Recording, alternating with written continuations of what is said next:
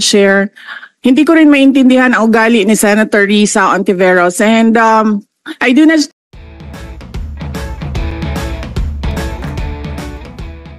Senator Cayetano, nag-lunch na po ako, and I'm very cordial Yes, when it ma'am. comes to international diplomatic relations. Gusto niyo i-discuss natin yung No. West Philippine Sea, Yes. but hindi kasi ako plastic na tao. No, I agree with you, ma'am. That's why Walang isang kandidato dyan na hindi nagsisinungaling, kaya hindi dapat nagiging issue ang honesty ngayon.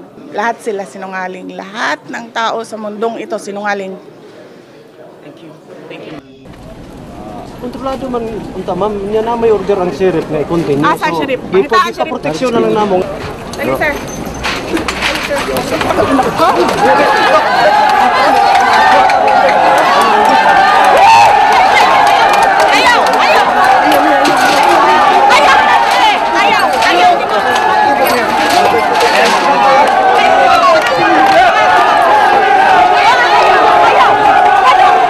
Okay, then Senator Risa is now recognized. She's just catching her breath because she came from two other obligations. One is the Commission on Appointments and another hearing.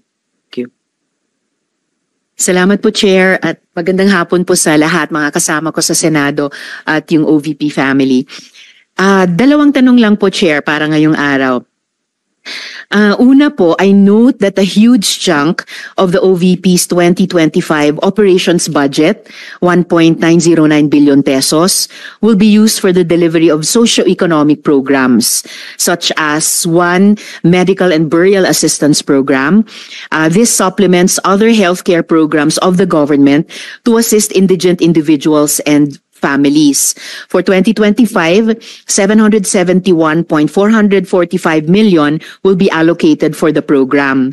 Sa loob niyan, 600 million pesos for medical assistance and 171.445 million for burial assistance, which are, Madam Chair, very similar to the medical assistance to indigent or financially incapacitated patients program o MAIF-IP of the DOH. And DSWDs, Assistance for Individuals in Crisis Situations, or AICS. Pangalawa, disaster operations, which aims to provide relief goods to disaster-stricken areas not commonly reached by other agencies. Para doon 101.644 million pesos, and is also similar doon naman sa disaster risk management program of the DSWD. Third, relief for individuals in crisis and emergencies, or providing food boxes or food items to families who are ineligible for OVP's other services, so 50 million pesos, which is also similar to DSWD's AICS. And last, Magnegosyo Taday, livelihood assistance for those with entrepreneurial skills, 150 million pesos, which is also similar to DOLE's naman, Integrated Livelihood Program o DLIP. So, ang tanong ko po dito, Madam Chair, anong nag-lead sa OVP na mag-consider na i-launch yung ganitong programs? May ginawa bang studies para suportahan yung pagkakaroon ng ganitong programs na parallel naman sa katulad at existing programs ng iba't iba nating line agencies, Madam Chair? Yes, Madam Chair. Thank you. Noong ako po ay nangampanya, 3 lang po yung sinabi ko na plataforma. Una po, trabaho. Pangalawa po, edukasyon. At 3, mapayapang pamumuhay para sa ating mga mamamayan. Nung pumasok po kami sa Office of the Vice President, tiningnan po namin ang mga pinakamaraming requests ng ating mga kababayan. Una-una po, ang lagi po naming natatanggap na request ay medical and burial assistance. Pangalawa po ay financial assistance. Pangatlo, lagi silang humihingi ng tulong sa pagkain. At pang-apat, very recently, sa tali ng mga requests, no? Yes, sa tali ng mga requests is yung educational assistance na sinasabi ng mga kababayan natin. Sinasabi namin lagi sa kanila, libre naman yung public schools. Ngayon ay libre na rin yung higher educational institutions, pero sinasabi nila nahihirapan kasi sila sa plete, nahihirapan sila sa pabaon ng mga bata at sa pagkain ng mga bata. Kaya meron kaming bago, ito yung educational assistance. At ang panghuli naman, lagi naming natatanggap na request galing sa ating mga kababayan ay kapag sila ay naging biktima ng disaster, whether man-made or natural disasters. So sila po ay lumalapit sa Office of the Vice President. Totoo po, merong mga ibang local government units at ibang national government agencies na ganito po ang kanilang programa. Pero po, nung ako ay umupo as a Vice President, I took an oath, and doon sa oath, I said that I will do justice to every man. So hindi po kami pwedeng humindi sa mga tao na humihingi ng tulong, lalong-lalo na ay kaparte ng gobyerno ang Office of the Vice President. Walang isang kandidato dyan na hindi nagsisinungaling, kaya hindi dapat nagiging issue ang honesty ngayon. Lahat sila sinungaling. Lahat ng tao sa mundong ito sinungaling. Salamat, VP, Madam Chair.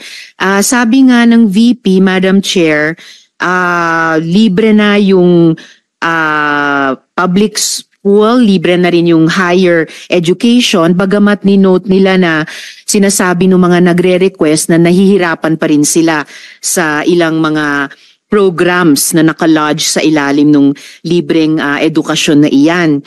Kaya nga kinonsider nilang mag-launch ng ganitong mga katulad na programs. Iko-consider ba ng VP na i-lodge na lang yung mga budgets nitong mga programa dun na lang sa mga line agencies natin, tapos mag-request na lang ang OVP ng allocation para in sync sa priorities ng executive department sa halip na magkaroon pa ng hiwalay pero magkatulad naman na programa, Madam Chair? Salamat, VP, Madam Chair. Wini-welcome ko yung sinabi nila na the VP would leave it to the discretion of the members of Congress. Medyo nagitla ako nung sinabing minsan pag may nire-refer ang OVP para sa AIX, ang feedback ay kalaban niyan. Dahil Madam Chair, I believe tayo sa Kongreso when we appropriate the budget, merong implicit na assumption tayo doon na pagkatapos, in the exercise of our oversight function, yung parehong level ng professionalism we demand of ourselves ay resumption of regularity, ina-expect natin sa lahat ng members ng executive, lalo na when they are working together. Kaya, gaya ng sinabi ko kanina, wini-welcome ko yung sinabi ni VP na they would leave it to the discretion of the members of Congress, and tayo naman ay hindi tayo bibitaw sa mahigpit nating pag-ensure na these programs be implemented by the appropriate agencies o kahit in collaboration with each other na naaayon talaga sa tamang standards above partisan politics.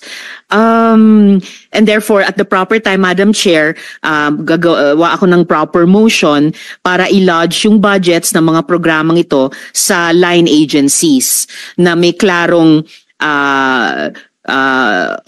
opportunity for OVP na mag-request for allocation as for other offices in the executive.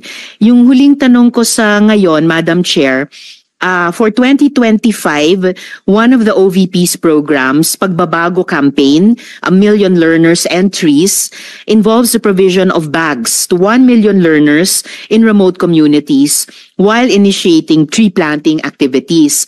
This gets an appropriation of 100 million pesos.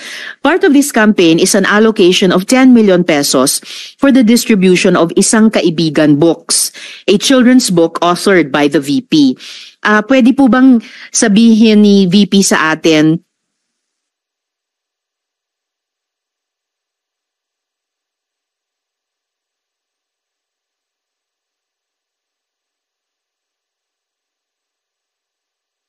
more tungkol sa librong ito. Chair, let me make a rebuttal and another example of politicizing the budget of the government.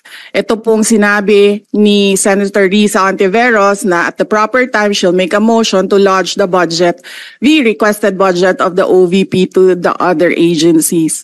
Let me just quote Senator Risa during the Akbayan Congress. Alam ko po na ang daming kalat ni Duterte na hirap tayong linisin. Ang kadiliman noong panahon niya ay talaga namang nanuot sa ating lipunan para mansa na napakahirap tanggalin. At habang ang anak niya ay may kapangyarihan pa, hindi magiging madali ang ating laban. While VP Sara is in power, the threat of a full-blown Duterte comeback is still a very real and present danger. For one, they are supported by one major superpower, China. So that is an example of politicizing the budget of the government. May we request, Madam Chair, that Senator Risa Ontiveros repeat the last question. Kontrolado man unta ma'am, niya na may order ang sheriff na i-continue. So, di po kita proteksyon na lang namong. Sir.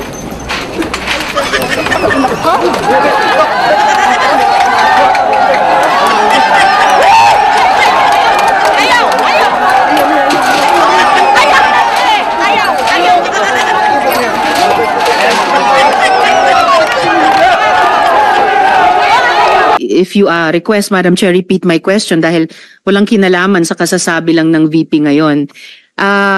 Alam nating lahat na miyembro ng iba't ibang partido, yung speeches natin sa ating mga kamiyembro sa mga party congresses ay hiwalay na event dito sa budget debates. So, I really take exception dun sa sinabi ni VP na rebuttal iyan dahil halimbawa ito sa politicizing. In fact, wala akong tinanong tungkol sa China o kahit sino pa mang ibang bansa dito sa budget hearing na to. I am asking about yung national budget na ipapasa natin sa Kongreso para sa bansang Pilipinas sa taong 2025. At ang pangalawang at huling tanong ko sa ngayon, before I make at the proper time, propose an amendment which may or may not be accepted by the chair and by the colleagues para nga mas i-align ang mga kaperahan natin lalo na't masikip ang fiscal space natin dun sa mga appropriate programs sa appropriate agencies na malayang-malaya ang OVP makipag-partner sa kanila tulad ng sino pang opisina sa executive. Ang tanong ko po ay ilang mga libro ng isang kaibigan ay bibilihin at i-distribute at ano, if the VP could tell us more about the contents ng librong ito. Madam Chair. Madam Chair, the book is not for sale. We only pay for the publication of the book. And we will send Senator Ontiveros a copy so that she will know what is the content of the book. This question is not only for me, Madam Chair, para rin para sa mga kasama dito sa budget hearing. Baka ilang araw pa bago mapadala at mabasa ko, which I certainly will. But I am asking a question bilang isang mambabatas sa head of agency ng isang opisina sa executive dito sa budget hearing na to. Simpleng tanong. Tell us more about the book, isang kaibigan, at ilang kopya nito ang bibilihin ng gobyerno sa halagang 10 milyong piso at i-distribute sa kasama ng mga bags sa 1 million learners sa remote communities. Madam Chair. Madam Chair, this is an example of politicizing the budget hearing through the questions of a senator. Ang problema niya kasi, nakalagay yung pangalan ko doon sa libro. At yung libro na yan, ibibigay namin doon sa mga bata. At yung mga bata na yan, may mga magulang na boboto. At yung pangalan ko ay nagkalat doon sa kung saan man ibibigay yung libro. Madam Chair, we commit to send tomorrow everyone in this room a copy of the book. isang kandidato dyan na hindi nagsisinungaling, kaya hindi dapat nagiging issue ang honesty ngayon. Lahat sila sinungaling. Lahat ng tao sa mundong ito sinungaling. Madam Chair, hindi ko maintindihan yung ugali ng ating resource person. It is a simple question. Paulit-ulit na this is politicizing. Ang VP ang nagbanggit ng salitang boboto. Wala akong sinabing boboto.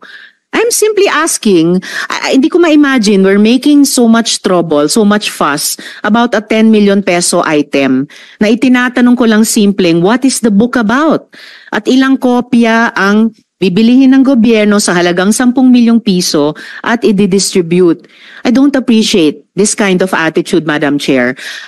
Usually, ang resource persons natin ay nagbibigay ng parehong institutional courtesy sa legislature na ibinibigay natin sa executive. I don't appreciate this kind of attitude. Tolentino, do you have Madam Chair? Madam Chair. Yes, Madam Chair. Hindi ko rin maintindihan ang ugali ni Senator Risa Ontiveros, and I do not appreciate, ano yung sinabi niya? I do not appreciate this kind of behavior and attitude. Madam Chair, noong 2016, tumatakbo si Senator Risa Ontiveros na senator, nakailang talo na siya. So, Dalawa, Madam Chair. okay, dalawa. Natatakot siya sa pangatlong talo niya, kaya pumunta siya sa Davao. Humingi siya ng tulong. Tinulungan siya ng isang kagawad ng Davao na ngayon hindi na siya sinusuportahan. Humingi siya ng tulong sa akin, thinking na hindi mananalo si President Rodrigo Duterte. Kinausap niya ako ng kinausap doon sa law office ko sa Davao City. Sabi ko sa kanya, o sige, tutulungan kita. Chinika niya ako ng chinika. Tapos umalis siya.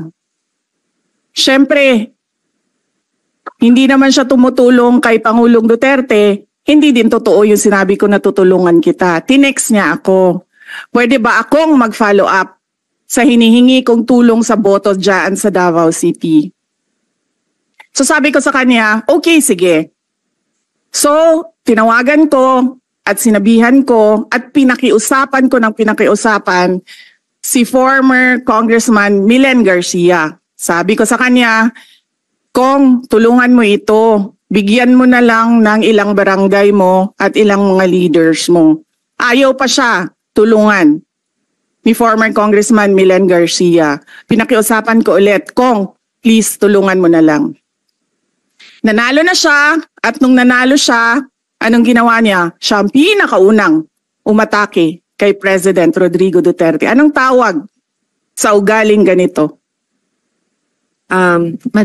Kontrolado man unta ma'am, niya na may order ang sheriff na i-continue. Sa sheriff. Dito kita proteksyon na lang namong. Dali, sir.